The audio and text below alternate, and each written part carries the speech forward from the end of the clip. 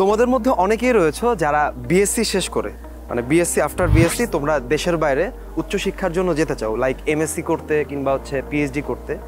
তো এই উচ্চশিক্ষার জন্য লাগে হচ্ছে টিচারদের রিকমেন্ডেশন লেটার। এই রিকমেন্ডেশন লেটারের জন্য ঢাকা বিশ্ববিদ্যালয়ের শিক্ষকরা হচ্ছে মানে সবচেয়ে পারফেক্ট, বিকজ অফ আমার তোমার ফ্রেন্ড যেমন হচ্ছে ধরো একটা আমজামদার টাইপের, মানে আমাদের টাইপের আমাদের লেভেলের ঢাকা বিশ্ববিদ্যালয়ের টিচাররা ইন্টারন্যাশনাল প্রফেসরদের সাথে ফ্রেন্ডশিপ থাকে।